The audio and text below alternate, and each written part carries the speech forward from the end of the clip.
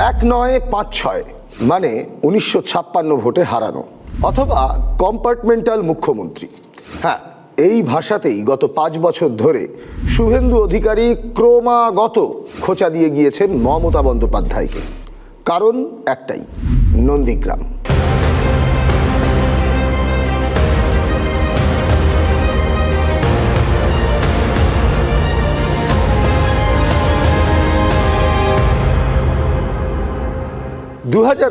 সালে নন্দীগ্রাম একটা সাধারণ আসন ছিল না, বরং ওটা হয়ে উঠেছিল ব্যক্তিগত লড়াইয়ের একটা কেন্দ্রবিন্দু। সদ্য তৃণমূল ছেড়ে যাওয়া শুভেন্দুকে চ্যালেঞ্জ জানাতে মমতা নিজে গিয়ে দাঁড়ালেন নন্দীগ্রামে। বার্তাটা পরিষ্কার ছিল, এ লড়াইটা আমিই লড়ব। আর ফলাফল 2000-এরও কম ভোটে পরাজয়। রাজ্য জুড়ে সেবার তৃণমূলের জয় জয়কার, কিন্তু নেত্রীর নিজের আসনেই পরাজয়। 215 আসনে জয় সত্ত্বেও দুগ্ধপাত্রে গোচনা ওই নন্দীগ্রাম। দেখুন, গণনায় বিভ্রান্তি, লোডশেডিংয়ের অভিযোগ, হাইকোর্টে মামলা সবই হয়েছে, কিন্তু রাজনীতিতে না একটা জিনিস সবচেয়ে গুরুত্বপূর্ণ, তা হলো পারসেপশন। আর সেই পারসেপশন কি বলল এটাই যে শুভেন্দু অধিকারী হলেন সেই নেতা যিনি মমতা বন্দ্যোপাধ্যায়কে হারাতে পেরেছেন। আর এই একটাই জয় সম্পূর্ণ বদলে দিল শুভেন্দুর রাজনৈতিক অবস্থান। বিজেপির অন্দরে তার বিরাট গুরুত্ব বাড়ল। কেন্দ্রীয় নেতৃত্ব, বিশেষ করে বলা ভালো অমিত শাহ, তাকে আলাদা করে গুরুত্ব দিতে শুরু করলেন। কারণটা খুব সহজবোধ্য, যে মমতাকে হারাতে পারে সে বাংলায় বিজেপির মুখ হতে পারে। কাট টু 2026, মানে এবার কিন্তু খেলা একটা নয়, দুখানা ময়দানে। একদিকে নন্দীগ্রাম, অন্যদিকে ভবানীপুর। দেখতে গেলে দুটো আলাদা লড়াই, কিন্তু আসলে একটাই সমীকরণ। ভবানীপুর ঠিক করবে মমতার মর্যাদা, আর নন্দীগ্রাম ঠিক করবে শুভেন্দুর ভবিষ্যৎ। নির্ণায়ক প্রশ্নটা ঠিক এখানেই, এই দুই কেন্দ্রের রেজাল্টই কি এবার ঠিক করে দেবে বাংলার রাজনীতির ন্যারেটিভ। আসুন একটু ভেবে দেখা যাক। প্রথমেই নন্দীগ্রাম। এবার সেখানে মমতা নেই, তৃণমূল দিয়েছে নতুন মুখ, পবিত্র কর। কিন্তু স্বয়ং মমতা যা পারেননি, তা কি করে পেরে যাবেন নবাগত পবিত্র? এখানেই শোনা যাচ্ছে তৃণমূলের একটা অঙ্ক রয়েছে বলে। তবে অঙ্ক টঙ্কে ঢোকার আগে একটু ইতিহাসে চোখ বোলানো যাক। পবিত্রর ব্যাকগ্রাউন্ড বলছে তিনি নন্দীগ্রাম 2 ব্লকের বয়াল এলাকার মানুষ। এমনিতে ব্যবসায়ী, প্রথমে স্থানীয় স্তরে নির্দল রাজনীতি করতেন, তারপর তৃণমূলে আসেন। শুভেন্দুও তখন তৃণমূলে। পবিত্র একবার পঞ্চায়েত প্রধানও হয়েছিলেন। তারপর 2021-এ ভোটের আগেই বিজেপিতে যোগদান। সেখানেও শুভেন্দু অধিকারীর ঘনিষ্ঠ বলয়ের অন্যতম মুখ এই পবিত্রগড়ের স্ত্রী শিউলি কর তখন বিজেপির টিকিটে তিনি বয়াল 2 গ্রাম পঞ্চায়েতের প্রধানও হয়েছেন। এবার ঢোকা যাক তৃণমূলের সেই অঙ্কটায়। নন্দীগ্রাম বিধানসভায় মোট 2টি ব্লক, এক হলো নন্দীগ্রাম 1 আর নন্দীগ্রাম 2। নন্দীগ্রাম 1 বা 1 ব্লকটি সংখ্যালঘু প্রধান। এখান থেকেই গতবার সব থেকে বেশি ভোটে লিড পেয়েছিলেন মমতা বন্দ্যোপাধ্যায়। আর নন্দীগ্রাম 2-তে আবার প্রাধান্য হিন্দুদের। শুভেন্দু অধিকারী লিড নিয়েছিলেন এই ব্লক থেকেই। এবার খেয়াল করুন, পবিত্রকর কোথাকার মানুষ? তিনি কিন্তু নন্দীগ্রাম 1 নয়, নন্দীগ্রাম 2-এর বয়াল এলাকার ছেলে। এলাকায় তিনি নানা হিন্দু সংগঠনও করেন দীর্ঘদিন ধরে। শোনা যায় গতবার শুভেন্দু অধিকারী নন্দীগ্রাম 2 ব্লক থেকে যে বড় লিডটা পেয়েছিলেন, তার পিছনে নাকি অনেকটা হাত যশ এই পবিত্রকরের। আর সেজন্যই তাকে দলে ফিরিয়ে কিস্তিমাতের ছক কষছে তৃণমূল। সঙ্গে আবার উপরি পাওনা পবিত্রকরের স্ত্রী শিউলি করকে দলে পাওয়া। স্বামী জার্সি বদল করতেই স্ত্রীও পতিদেবকেই অনুসরণ করেছেন। শিউলি দেবী এখন সিটিং পঞ্চায়েত প্রধান, ফলে সেই সূত্রে তিনিও গ্রামীণ রাজনীতিতে বেশ ক্ষমতাশালী। এবার সেই ক্ষমতাও যোগ হবে তৃণমূলের পালে। দেখুন, এমনিতেই সংখ্যালঘু ভোটের সিংহভাগটা পেয়ে থাকে তৃণমূল। অন্তত বেশ কয়েক বছর ধরে পশ্চিমবঙ্গের নির্বাচনী রাজনীতির ট্রেন্ড সেটাই।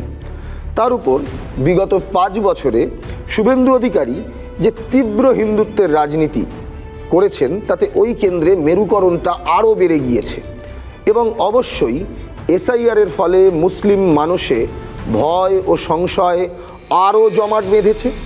সব মিলিয়ে সংখ্যালঘু ভোট নিয়ে অনেকটাই আশ্বস্ত জোড়াফুল শিবির, মানে নন্দীগ্রামের ক্ষেত্রে বিশেষ করে বলা হচ্ছে। ফলে এবার পবিত্র কর যদি নন্দীগ্রাম 2-এর হিন্দু ভোটে খানিকটা ভাগ বসাতে পারেন তাহলেই কেল্লা ফাতে। এই আশাতেই এই অঙ্কতেই বাজি ধরেছে তৃণমূল। কিন্তু পবিত্র করের মাধ্যমে মিশন নন্দীগ্রাম পুনরুদ্ধার কি এতটাই সহজ হবে? দেখুন, 2007-8 সাল মানে সেই নন্দীগ্রাম আন্দোলনের সময় থেকে এই মাটিতে মাটি আঁকড়ে রাজনীতি করে আসছেন শুভেন্দু। নিজে একদিকে যেমন সংগঠন গড়েছেন, লোকসভায় জিতেছেন, একটা সময় আবার শহীদ জননী ফিরোজা বিবিকে শুভেন্দুই জিতিয়ে এনেছেন, মানে শুভেন্দুর হাতে গড়া সংগঠন। পরে নিজেও লড়েছেন শুভেন্দু এই আসন থেকে, আবার দলবদল করেও, এমনকি খোদ মমতা বন্দ্যোপাধ্যায়ের বিরুদ্ধে লড়েও শেষ পর্যন্ত দুর্গ ধরে রেখেছেন। তাই গ্রাউন্ড অ্যাডভান্টেজ এখনও শুভেন্দুর দিকেই। তার উপর আবার তৃণমূলের জন্য এবারের ফাঁড়া আইএসএফ প্রার্থী মৌলানা মোহাম্মদ মিরাজ। গতবার কিন্তু তৃণমূলের জন্য এই ঝামেলাটা ছিল না, কারণ সেবার বামেদের পক্ষ থেকে মীনাক্ষী মুখার্জি লড়েছিলেন। তিনি খুবই সামান্য ভোট পেয়েছিলেন, ফলে খুব একটা গণ্ডগোল হয়নি মমতা বন্দ্যোপাধ্যায়ের দিক থেকে। কিন্তু এবার বাম আইএসএফ জোটের প্রার্থী মৌলানা মোহাম্মদ মিরাজ, এলাকায় তিনি মাস্টার নামে পরিচিত, নামের আগে মৌলানা। ফলে মুসলিম ভোটে একটা ভাগ বসানোর সম্ভাবনা কোনো মতেই উড়িয়ে দেওয়া যাচ্ছে না। অর্থাৎ তৃণমূলের অঙ্ক আছে বটে, কিন্তু তাতে ফাঁকও আছে। কিন্তু তবে একটা জিনিস পরিষ্কার, শুভেন্দু যদি নন্দীগ্রাম জেতেন সেটা হবে প্রত্যাশিত জয়। পবিত্রর বিরুদ্ধে জিতলে তার মুকুটে নতুন করে কোনো পালক জুড়বে না, কেবল একটা বার্তাই শুধু যাবে যে অধিকারীগণ এখনো অটুট রয়েছে। কিন্তু যদি হারেন তাহলে সেটাই হবে সবচেয়ে বড় গেম চেঞ্জার। শুভেন্দুবাবুর ভাবমূর্তিতে লাগবে জোর ধাক্কা, মানে তার রাজনৈতিক ভাবমূর্তির কথা বলা হচ্ছে। দলের ভেতরেও নানা প্রশ্ন উঠবে, রাজনৈতিক অবস্থানটাই টলমল হয়ে যেতে পারে। আর যদি সেটাই হয় তাহলে বলতেই হবে নন্দীগ্রামে ইন্দ্রপতন হয়েছে। এবার আসা যাক ভবানীপুরে। দেখুন, এই সিটের ছবি একেবারে উল্টো। এখানে ডিফেন্ডার মমতা আর চ্যালেঞ্জার শুভেন্দু, ঠিক যেমনটা হয়েছিল 21-এর নন্দীগ্রামে, শুধু রোল রিভার্সাল হয়েছে। ভবানীপুর মমতার ঘরের মাঠ, কিন্তু তা বলে লড়াইটাকে মোটেই হালকাভাবে নিচ্ছেন না মমতা বা তার দল। ভবানীপুর আগাগোড়া একেবারে শহুরে একটা কেন্দ্র, মিশ্র জনগোষ্ঠী, এক কথায় মিনি ভারত। তার কারণ বাঙালি, পাঞ্জাবি, গুজরাটি সব মিলিয়ে একটা ব্যালেন্সড ইলেকটরেট। কিন্তু এবার ইকুয়েশনে নতুন ফ্যাক্টর, এসআইআর বিতর্ক। প্রায় 47,000 নাম বাদ গিয়েছে, আরও 14,000-এর মতো নাম বিবেচনাধীন। ফলে চাপ বাড়ছে তৃণমূলের উপর। অন্যদিকে শুভেন্দু অধিকারী আগে ভাগেই দাবি করেছেন যে তিনি 25,000 ভোটে জিতবেন ভবানীপুর কেন্দ্র। শুভেন্দুর ভরসায় ক্ষেত্রে এসআইআরে বাদ পড়া তথাকথিত ভুয়ো ভোটার এবং 2024 লোকসভা ভোটের ফল। নন্দীগ্রামে পরাজয়ের পর 2021-এ ভবানীপুরের উপনির্বাচনে মমতা বন্দ্যোপাধ্যায়ের জয়ের ব্যবধানটা কত ছিল জানেন? একদম 58,832 ভোট। শুভেন্দুবাবু মনে করছেন সেই মার্জিন এবার মুছে দিয়েছে শুধুই এসআইআর। তাহলেই বুঝে দেখুন অবস্থাটা। এছাড়া 24-এর লোকসভার ফল অনুযায়ী ভবানীপুর বিধানসভায় বিজেপি এগিয়ে ছিল বেশ কয়েক হাজার ভোটে। তাই শুভেন্দু জিতবেন বলে ভাবছেন, অথবা অন্তত বলছেন সে কথা। কিন্তু লোকসভা ভোট তো প্রধানমন্ত্রী নির্বাচনের লড়াই, এবার যে রাজ্যের ভোট। ফলে লোকসভার রেজাল্ট রিপিট হবে কি জানা নেই। তবে যেটা জানা যাচ্ছে তা হলো মমতা বন্দ্যোপাধ্যায়কে জেতাতে তৃণমূল আদা জল খেয়ে নেমে পড়েছে। তৃণমূল এই কেন্দ্র জিততে একেবারে মাইক্রো লেভেলে কাজ শুরু করে দিয়েছে। ওয়ার্ড ধরে ধরে সরাসরি ভোটারদের কাছে পৌঁছে যাচ্ছেন দিদির দূতেরা। এই ভবানীপুর বিধানসভা কেন্দ্র কলকাতা পৌরসভার 8টি ওয়ার্ড নিয়ে গঠিত। এই 8টি ওয়ার্ডের দায়িত্ব ভাগ করে দেওয়া হয়েছে ববি হাকিম ও সুব্রত বক্সির মধ্যে। এই এলাকার মধ্যে যে যেখানে ক্ষমতাবান নেতা তাকেই সেখানে প্রচারে নামানো হচ্ছে। ইতিমধ্যে জাভেদ খানকে নির্দিষ্ট কিছু ওয়ার্ডে প্রচারের দায়িত্ব দেওয়া হয়েছে এবং দলকে জেতানোর দায়িত্ব দেওয়া হয়েছে। এমনকি নিজের পাড়ায় নেমে পড়েছেন মমতার হয়ে প্রচারে ভবানীপুরের ছেলে মদন মিত্র। যদিও তিনি নিজে কামারহাটির প্রার্থী, সেখানে তো তিনি প্রচার করছেনই, কিন্তু পাশাপাশি তার এলাকায় যাতে দলনেত্রীর লিড সুনিশ্চিত করা যায় সেই জন্য নেমে পড়েছেন মদনবাবু। মমতা বন্দ্যোপাধ্যায় নিজেও চিঠি লিখছেন তার নির্বাচকদের। অভিষেক ঘন ঘন মিটিং করছেন, বেঁধে দিচ্ছেন 50,000-এর লক্ষ্যমাত্রা। মমতার সহোদর ভাই কার্তিকবাবুর উদ্যোগে মমতা বন্দ্যোপাধ্যায়ের সঙ্গে ছবি তুলতে সেলফি জোনও তৈরি করা হয়েছে। ফলে সব মিলিয়ে বোঝা যাচ্ছে গতবারের দুঃস্বপ্ন আজও তারা করছে মমতা ও তৃণমূলকে। তাই তারা কোনোভাবেই ভবানীপুরের ঘরের মাঠের ম্যাচকেও এতটুকু হালকাভাবে নিচ্ছেন না। এখন প্রশ্ন, কি হলে কি হবে? দেখুন, যদি মমতা বন্দ্যোপাধ্যায় জেতেন তাহলে ভবানীপুর কেন্দ্রের জন্য তা হবে অত্যন্ত প্রত্যাশিত জয়, কিন্তু তার সঙ্গে থাকবে একটা রাজনৈতিক প্রতিশোধও।